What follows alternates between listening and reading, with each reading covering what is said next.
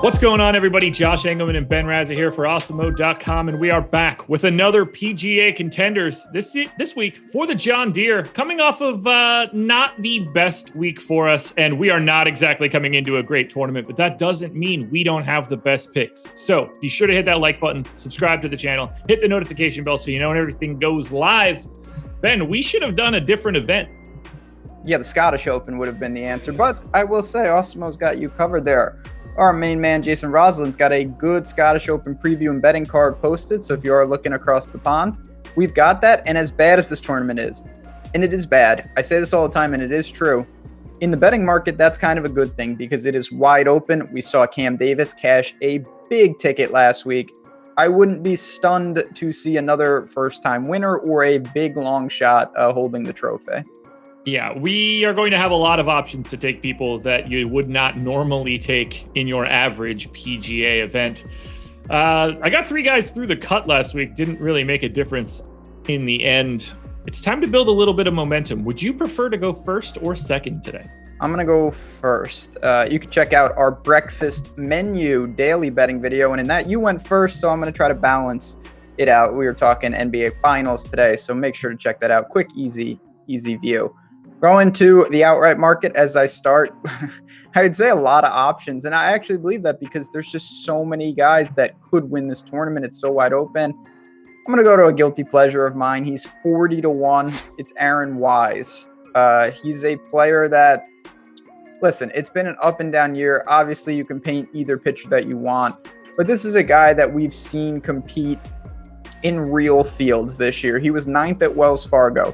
He was 17th at the PGA. He was 9th at Memorial. Those are, I mean, it's not even in the same stratosphere of field strength, and we know that this guy can do it. He's a former winner on tour. Then the bad side, he's been bad in weak fields. He lost 5 strokes putting last week at his last event at Travelers, and it's been an up and down season. But you know what? At an event like this, you have to buy into some of those red flags, and I know that Aaron Wise's ceiling is that he could compete easily in a field like this. I've seen it done. It's almost there. Tee to green has been great. You just need the putter to cooperate. Easy course. Sign me up for 40-1 in a field this bad.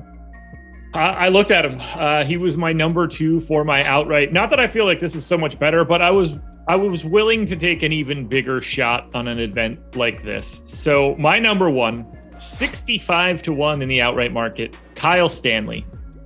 Started the year pretty rough, but has made 7 out of his last 8 cuts.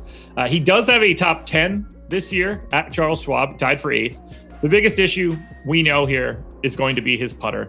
I just don't find putting to be all that big of a concern at this course. Driving accuracy appears to be the only skill that actually does matter here. And it's not even that extreme, but that to me is the one I'm looking for. Stanley 39th in driving accuracy this season. So at the very least, it's not an issue. It's really hard to feel really comfortable about an outright. We're talking about a 30-person group that has like a 1.5% chance to win this event. So you're really talking about minimal margins in that outright market. I can't come at this with confidence that Kyle Stanley's going to win this event. That's not how this works for this particular case. No. But 65-1, I think he should probably be more in the 50 to 55-1 range. And that's really all the margins that I can squeeze out of it. So, yeah, I mean, listen, even if that's true, even if he was true value of 30-1, your incredible value, he's still very likely to lose. That doesn't really matter. Yeah. You're just trying to give yourself advantageous positions and hit 1 or 2 of those a year. I look at Kyle Stanley. I like everything about him. The results have been more almost stable than volatile. So, I wasn't drawn to the outright market. The putter seems to cap the ceiling. I was drawn to the top 10 market. Kyle Stanley plus 550 to come in the top 10 as my second pick. For everything that you mentioned, tee to green has been solid. He's making cuts. He's made 6 straight. I like everything about it. I'm just not sure that I wasn't willing to go to a good number, but say it's all or nothing. To me, there's a much greater chance, and I think equally or more value on a over 5-1 that he can just land on that first page of the leaderboard. So I'm with you. Basically, we dovetail right at the end. You're going for the whole, the whole shebang, and I'm taking just a small margin, hopefully with a top 10 that he can slip in and be in contention, and then we'll both have a chance. I love that you and I are looking the same direction here. I did look at him in the top 10 market, but I just couldn't pass up the value that is plus 490 to top 10 for Steve Stricker. Yep. No. Steve Stricker. Yeah, that's happening. Obviously, very different field strength than normal. Picked up a win going away last week at the Senior Players Championship. Finished 44th at the PGA Championship earlier this year, which is solid for someone like Stricker. Had a tied for 13 at the Honda back in March. That's actually fantastic for someone of his ilk. Other than the Amex, Stricker is having a great year for someone that's 54 years old. I don't feel terribly comfortable with this, but 5-1 at a top 10, I am willing to take my chances given the fact that this field is doo-doo. Steve Stricker, Jim Furyk, a couple of other older gentlemen. I have a blind spot. I have a very difficult time betting them or going to them in DFS. It's probably a leak on my part because there's not a lot of numbers. They make more cuts. I think they play better in stronger fields because they're very consistent. I always worry about their upside, but some of that is misguided. I mean, Furyk has a 58 on the tour, and Stricker is a very, very dangerous player when you get a wedge in his hand.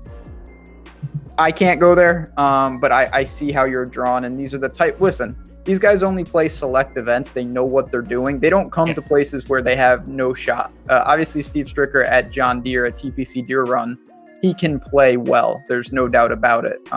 Much like Zach Johnson and many of the other guys that have just destroyed this place in the past. My final pick. Pretty good golfer when you look at the field strength. He's not playing particularly well, but it's just a top 20. It's a small little bet, plus 250. So still a nice little, multiplier if you can get it. It's Lucas Glover. I look at the recent form, and it really hasn't been good. He's making cuts. He's made 5 out of his last 7, but a lot of like T38s, T40s in there. And it's mostly because of his strength. And that's where I think you can paint it both ways. His irons have been bad, and that's always the strength of Lucas Glover's game going back forever. He's actually gained strokes putting in 4 straight. That's a huge positive for a guy that usually struggles with flat stick. At a birdie fest, I think that will carry him a long way. I'm just looking for positive regression with the strength of his game. His irons need to be positive. I think we all know that with a guy this good long term with the ball striking. So if he does that in a field like this, I'm not asking for much. I'm asking, a top 20. You make a cut and you put up a good weekend, and I cash a plus 250 ticket. We've got similar bets for our T20 right now. I'm at plus 300, so we're in the same sort of neighborhood of player. I'm going to Charles Howell III. Has not been a good 2021 for CH3. He's missed his last 2 cuts, but his best finish this year happened in a legit event. Tied for 9th at the Players Championship. That is a very stronger field. It's very much a stronger field than this particular field. Can confirm. Yeah, his approach game has just absolutely cratered over the past 2 years. He's lost strokes in the approach 6 straight events. But through all my research for the course, the approach game at TPC Deere Run is the least important thing that you can need here. It's very, very low on the skill index from everything that I've looked at. And I don't need him to win. I just need him to be passable. And to get plus 300 for a top 20, I'm willing to take those chances. But it hasn't been great as of late. I'm hoping that he could rebound a little bit in a field that suits him slightly better. Yeah, I mean, long-term pedigree. I don't particularly like it, but he's similar to Lucas Glover in that regard. It's long-term. These guys with better form would be $10,000 in the DFS markets, and they're certainly not. There's a reason for that, the form. But for the betting markets, I think some of the books maybe hung some softer numbers on those type of players. So it is what it is. I do think this is a good opportunity to look for live betting. Tournaments like this, you can make massive moves off the leaderboard. Guys that tee off early on the weekends, they're going to vault all the way up, and people are going to overreact because having holes left is so important when you can make 10 birdies in a round. Yeah. And that'll do it for the PGA Contenders, where we know where we're going to be next week for the first time in a while. Do. I'm excited. Do you want to hint at it a little bit? Obviously, everybody knows. Well, everybody's already there. You wonder where all the good players are. They're in Scotland getting reps at the Scottish Open, and next week we will be at the British Open. I cannot wait. Totally different style of golf. My favorite tournament of the year, and we're certainly, I think it's pretty easy to know we're going to have content on content from betting to DFS, all the tools you need, Alex's projections, ownership. So if you are watching this video and you are not at part come in for the week. Even if you just want to try us out for the British Open, there's no better time to get in for golf for a major and then see what you think. And hopefully you'll stick around for many weeks to come. There it is, everybody. Thank you so much for joining us. Keep your eyes peeled next week because it's going to be a big one. One last reminder, hit the like button, subscribe to the channel, hit the notification bell so you know when every bit of our content goes live. Thank you for joining us for the PGA Contenders. We will be back again next week for a biggie.